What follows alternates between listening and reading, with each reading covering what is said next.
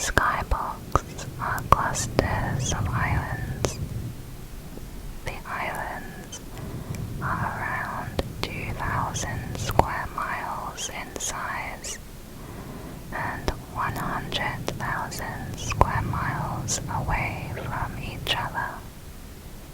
These islands are always flat, with a thin grass surface above and some stone and rocks below. This level has mysterious memory-altering abilities, often making people recall the entire level as a dream. This occurs when you interact with a memory lurker. Memory lurkers are small, squid-like entities that fly around the skybox and around the islands. When a wanderer interacts with a memory lurker, the entity will grab onto the wanderer's head and take full control of their brain. Then it will turn the wanderer's surroundings into whatever the memory lurker desires them to be, which varies. The survival difficulty was initially classed as a level 2.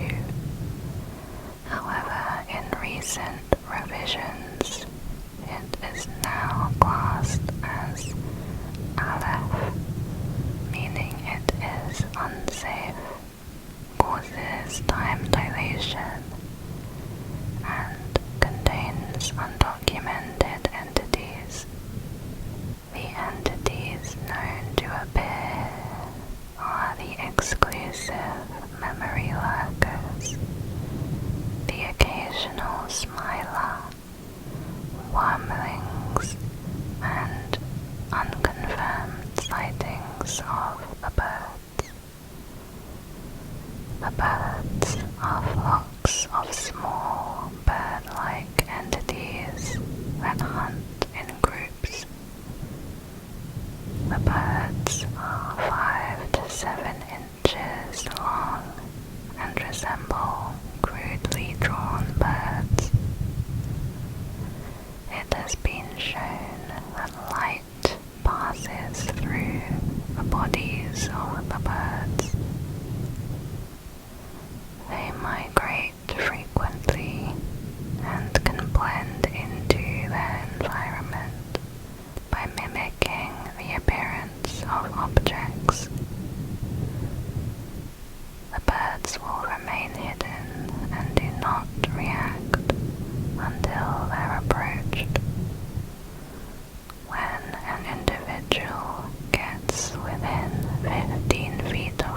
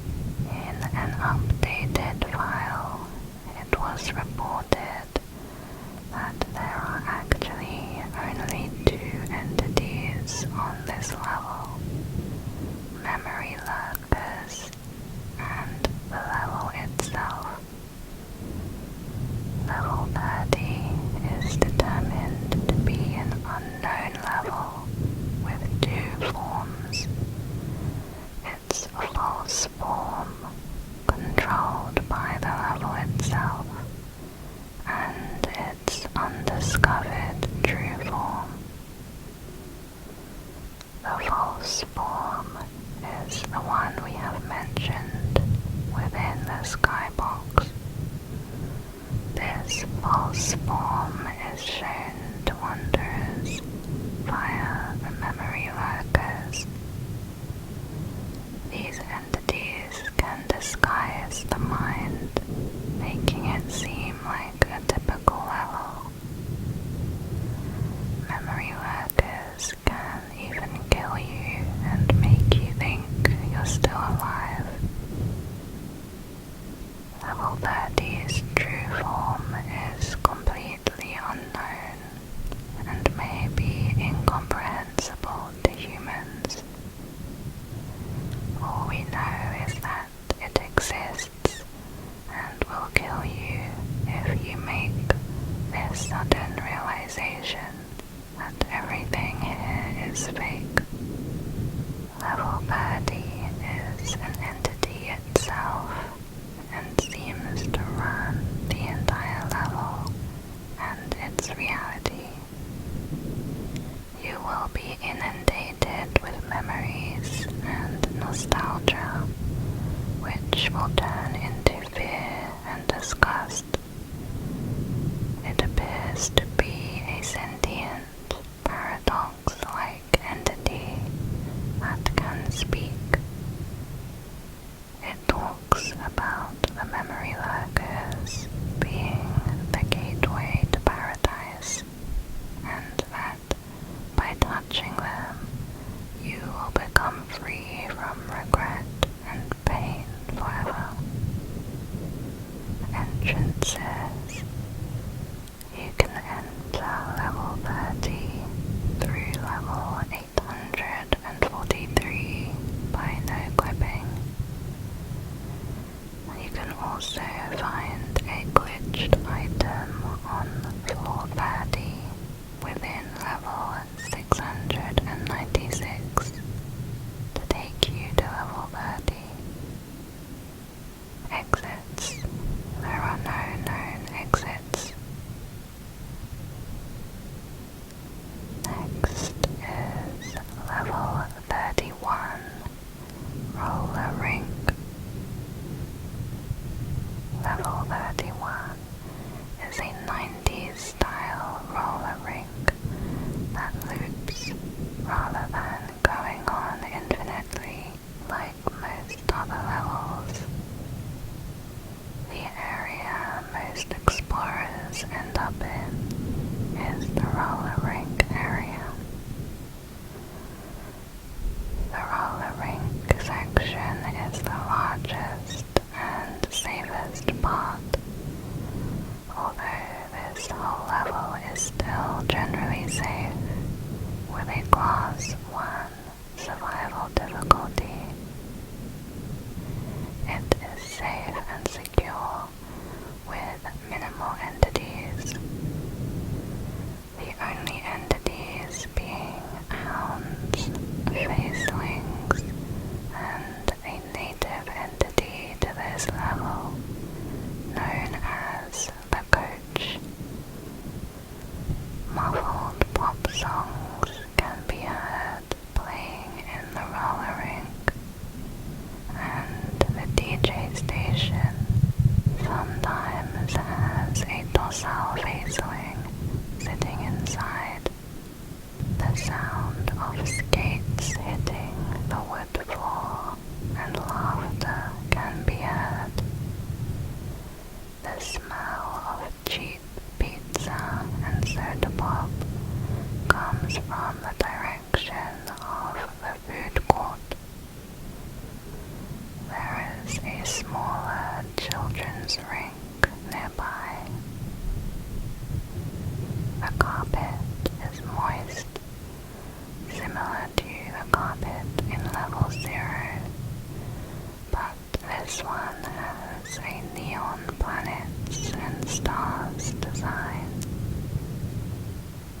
Benches and seats are on both sides of the rink and are safe to sit on. Going past the rink in any direction, you will enter the arcade, the skate rental, or the food court. The arcade Similar to the arcade of level 40, it loops back around to the level's main entrance. The only entities here are the hounds. Traveling towards the scent of pizza and soda, you'll enter the food court. This is a small section with a dining area. It contains typical cheap fast food, which is safe to eat. A soda fountain that dispenses almond water, and an employee-only section behind the counter. The only entity here is a faceling wearing an employee's uniform and a blank name tag. This entity is safe and will serve you food and almond water for free if asked. However, asking it questions about the backrooms will upset it. It will stop serving you and tell you to leave. This gate rental can be reached by heading towards a small dining section that has various posters from the front rooms on its blue walls. The skate rental has a counter with many sizes of roller skates. Going into the skate rental can cause you to become lost. It is run by the native entity known as the coach. The coach is a faceling that is complex and intelligent, appearing as a faceless brown-haired man in a striped coach uniform. He is friendly and will offer you a free roller skating lesson. Accepting will lead to him giving you a pair of skates and explaining how to live safely on this level. Declining will cause him to sadly sigh and ask you to come by if you ever want a lesson. He can also lead you out of the level if asked. Bases and communities. While it is possible to have communities in level 31, none have been formed yet. Entrances. To enter, find a wooden door in level 2, level 3, level 27, or level 6. You should hear sounds of mid-2000s bubblegum pop playing on the other side. However, it is quite rare to come across these doors. Exits. To exit, either no-clip into any game in the arcade, and you will be transported to level 40. Alternatively, enter the employees-only section of the food court to go to the lounge in level 176.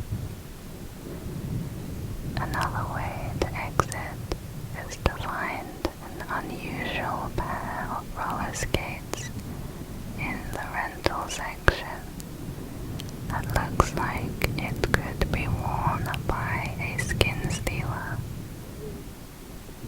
Touch them and you will be taken to level 0.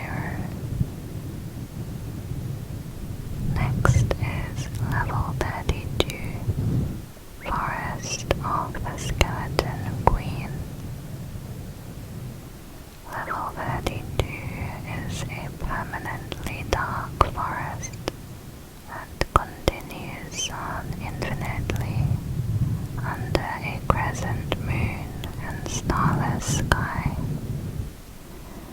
Hanging from the trees are a number of skeletons. Their pale bones shine under the moonlight and clatter in the wind.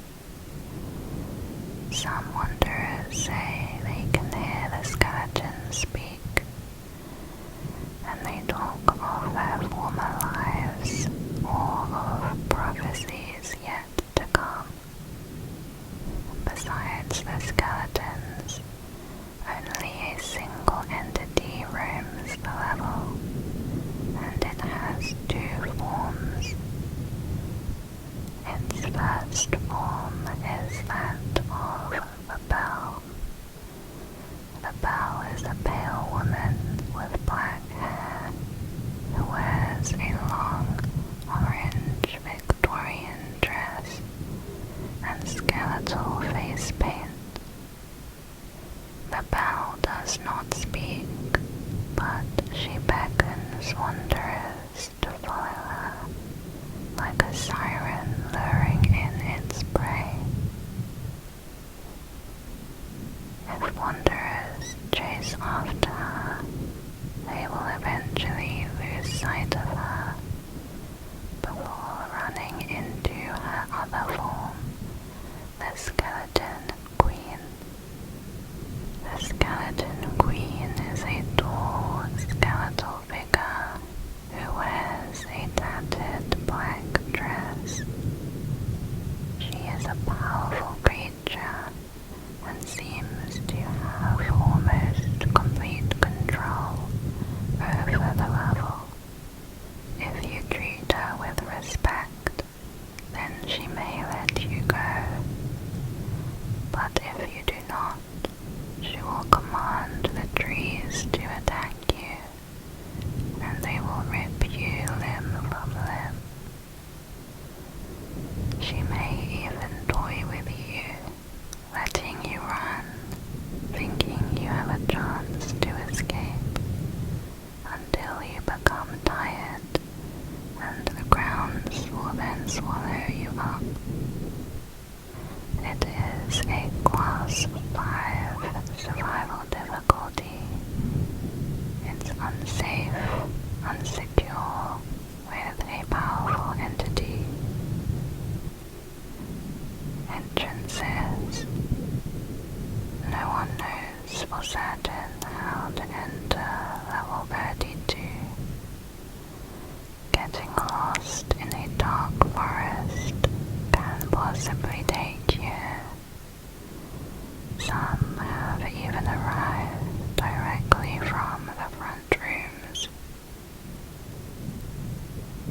As for exits, there is no way out until you meet the Skeleton Queen, and at that point your fate is in her hands. Those who have been released by the Skeleton Queen will wake up in another forest level, as if they had a nightmare. A story about level 32 is on file, whose origin is unknown. It says the following: a single wanderer travels through a foggy forest, searching for the domain of the Skeleton Queen. She is not the first to intentionally seek out the forsaken forest, but very few have come before her, for no one in their right mind would risk such a fate.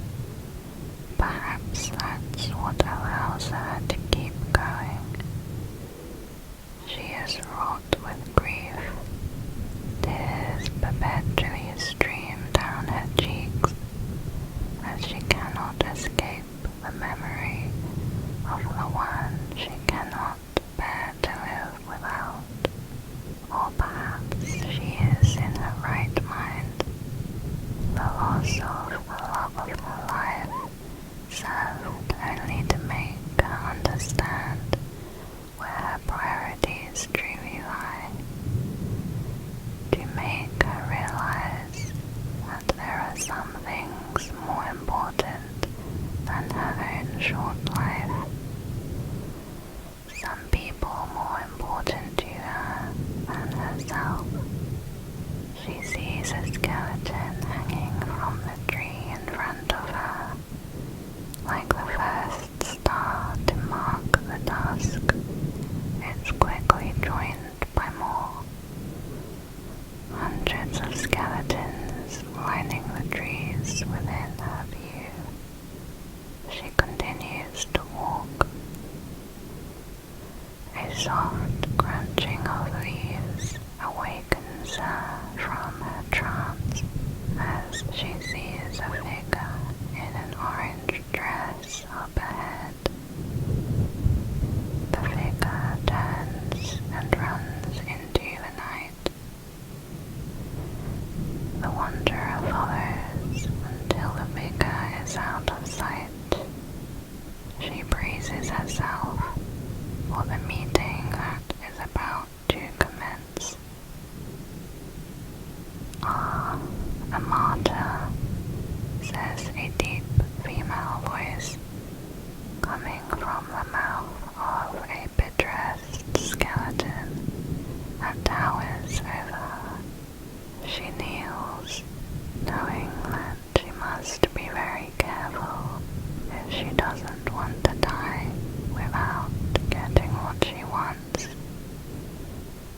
How respectful, the skeleton queen calls. "Tell me, can you hear what the men on the trees are singing?" A strange question, she thought. She listens carefully, but hears only the wind whistling through the branches.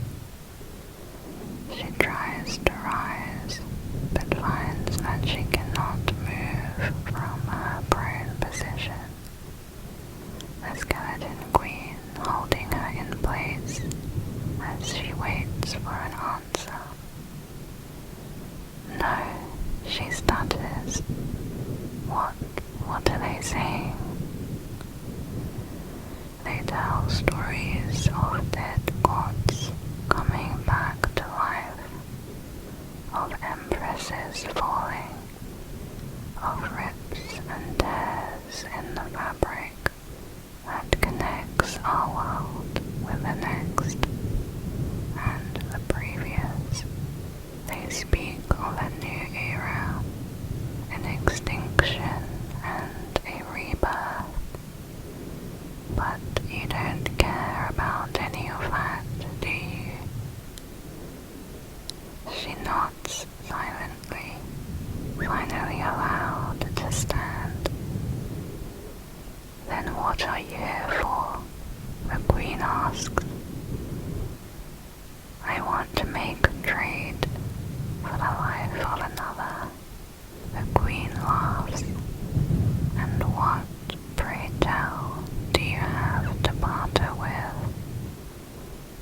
"My own life. No, not just my life, but my soul."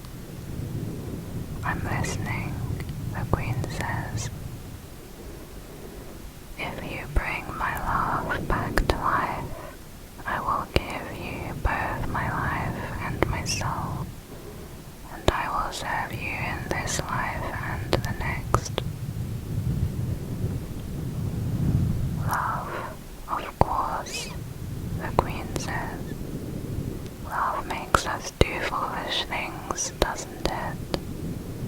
And yet I was in your place once, so very long ago, a distant memory. So I will grant your request."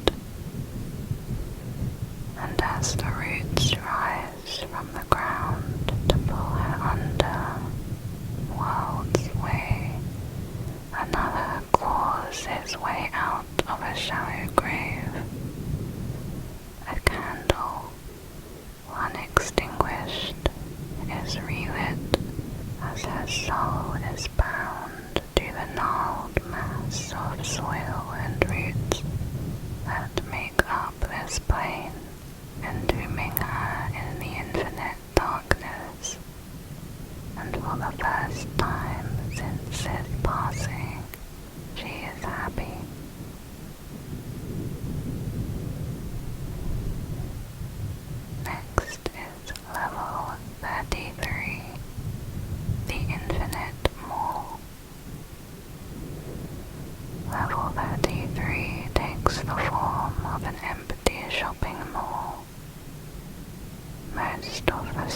backrooms are owned by major corporations from the real world, but usually are completely empty or have very few items.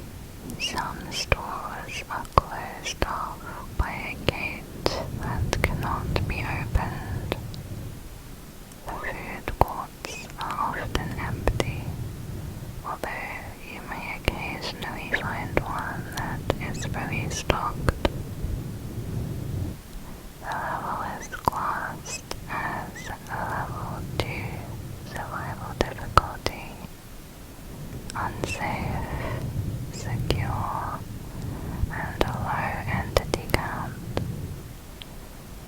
When you first enter, there's a very small chance you will encounter a hound, a dollar, death rats, or even a skin stealer. But as you travel several miles, these entities, as well as new ones, will start to appear more frequently. Bases and communities. There are no known bases or communities. The mall will progressively become more worn down the further you travel, known as the corrosion state. When you first enter, the level will seem like a regular empty shopping mall. It is clean, dry, and well lit. After traveling 50 miles in, the corrosion state will activate, causing the walls to grow mold. A few tiles on the floor are now missing, and you will begin feeling uneasy, as if being constantly watched. You may experience occasional auditory hallucinations. Increasingly more death rats roam the now wet floors. Smilers may be encountered in the darker areas. At 100 miles in, parts of the wallpaper are torn off. The mold covers larger areas. Grass starts growing between cracks in the floor. Water starts to flood and fills up to 2 inches deep. The lights flicker every few minutes.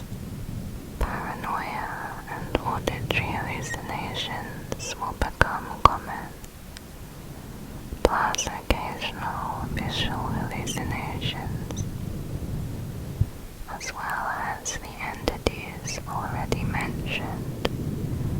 You may come across an Anethika. At 200 miles in, wallpaper is almost all ripped off.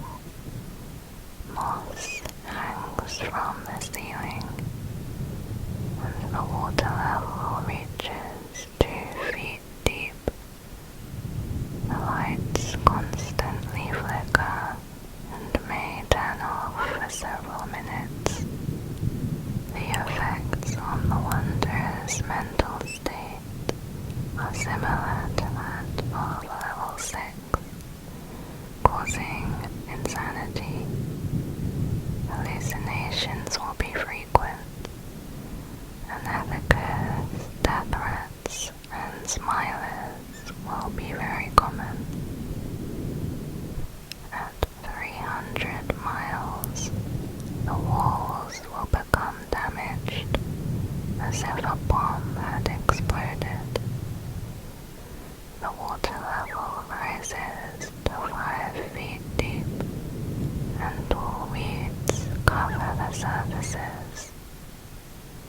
the lights will be off.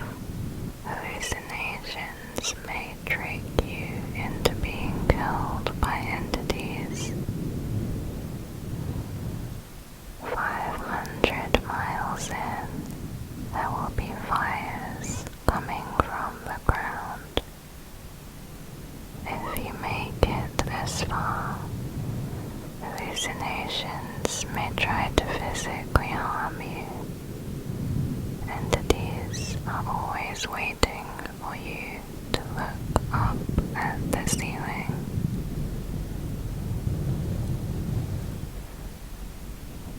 At 750 miles, the walls consist of pipes. If you look anywhere but forward, there are entities. Hallucinations are no longer hallucinations. Fire and water rise from the ground, and ivy covers all surfaces. An unknown wanderer reportedly traveled 1,000 miles in. The level was described at that point to have 20-foot-high weeds and black voids where the walls once were. Before he could go any further, he was chased back by a horde of extremely aggressive entities. Entrances. To access level 33, entering a shopping mall in level 11 can sometimes take years. Alternatively, go upstairs in level 22. To exit, if you entered from level 11, go back through the doors you entered from. If you came from level 22, go back down the stairs behind you. You can also go to level 45 by entering an office.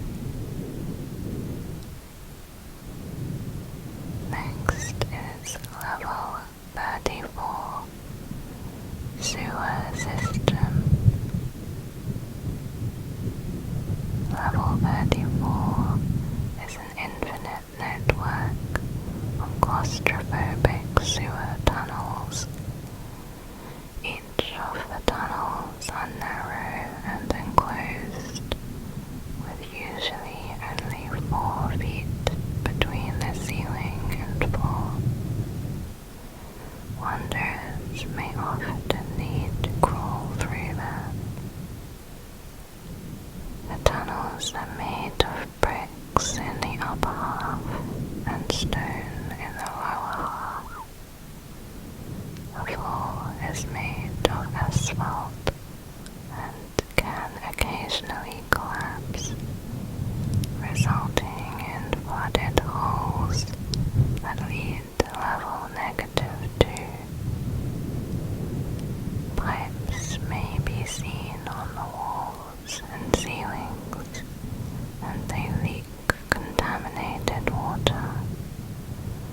These will sometimes result in major flooding.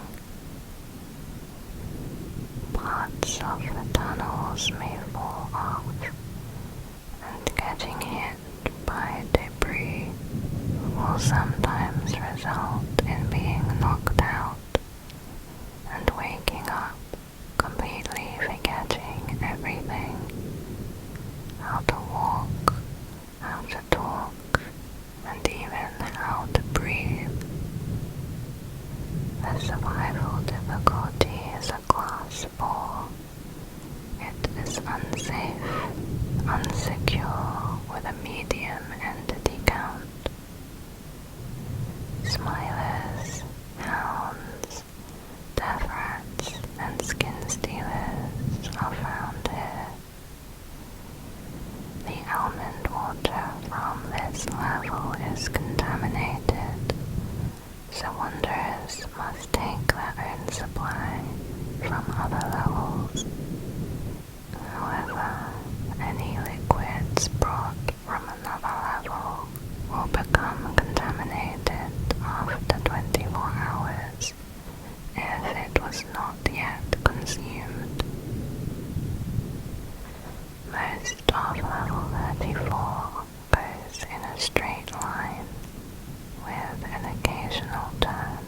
When one does encounter junctions, however, there will usually be 3 paths. Although some junctions will have an abnormal amount of paths, ranging from 7 to 100. Out-of-place backrooms can be found. These rooms contain valuable supplies and even a bunk bed. However, level 34's environmental hazards will happen more frequently in these rooms. Therefore, they should only be used for quick stops. Level 34 continually generates more tunnels as you walk through it. If you were to get to a generating tunnel fast enough, you would see it fade into existence. It is almost completely dark, other than occasional dim lights.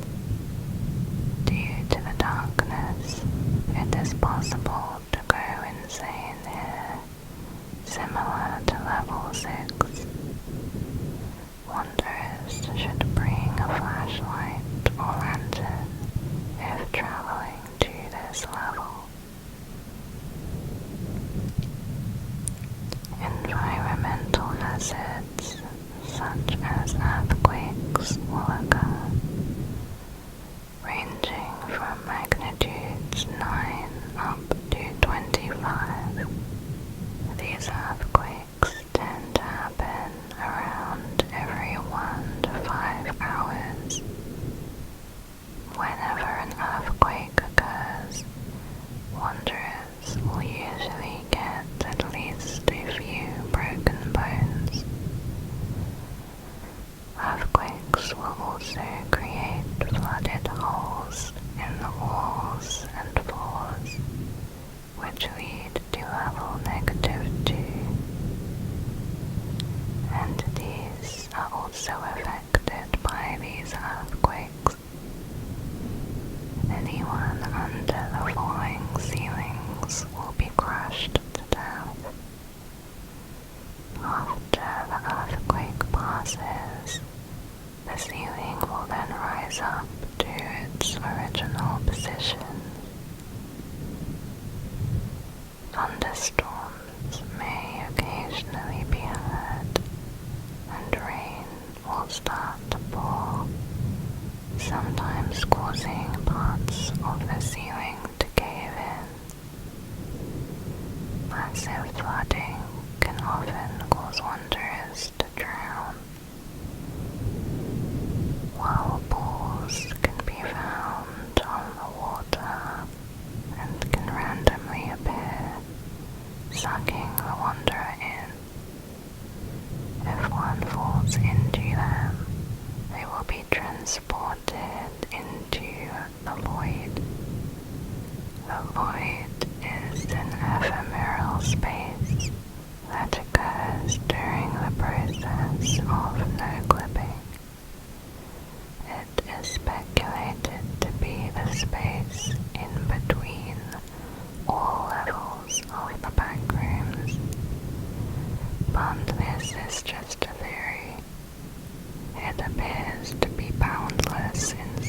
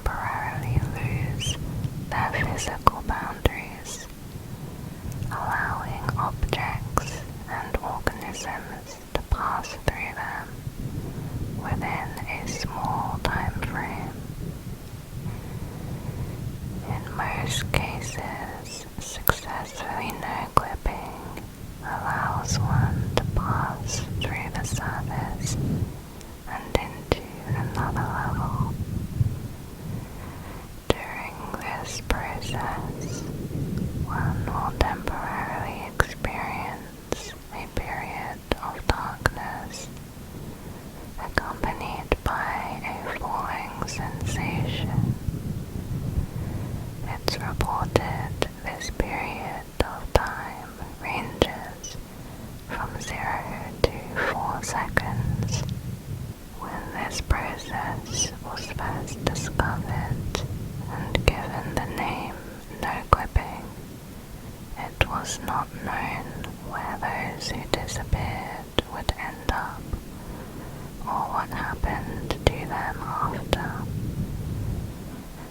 From the collective experiences of those who eventually were found, it was then understood that the period of darkness that occurred while no clipping was an empty extraspatial plane.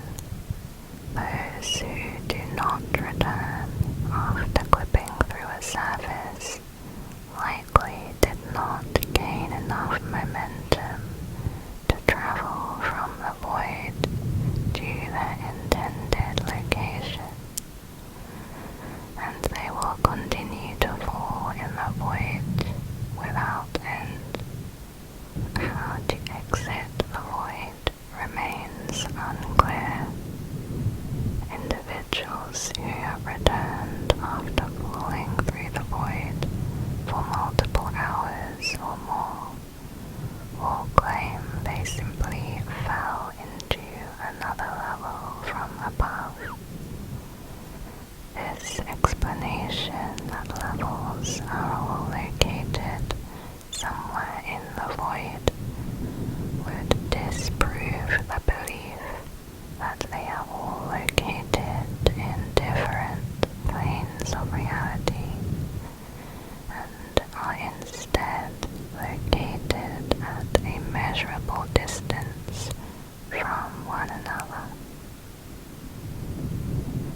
Depending on the initial conditions of a successful no-clip, the correct method of phasing through a solid surface can often be difficult to determine, requiring knowledge such as the intended exit point in order to time the jump and its angle. Furthermore, it is unknown how long a clip remains stable. In rare instances, wanderers have severely misjudged their timing, leaving them attached to the surface, or even separating the wanderer into multiple sections. Back to level 34. Bases and communities. Roanoke. Roanoke is a colony located in a junction room consisting of Englishmen and Native Americans. In the front rooms, Roanoke was established in 1585 before they disappeared. While it is not clear what happened to them, it is said that Roanoke ended up no-clipping into the backrooms after attempting a ritual to summon gods. They have since decided to stay in level 34. Sewer rats. The sewer rats was a colony of 16 people that had become deluded into behaving like front rooms sewer rats, presumably due to isolation and severe mental distress. Before this behavior began, the colony acted as an MEG base that conducted research on level 34. The colony disbanded after a 23 magnitude earthquake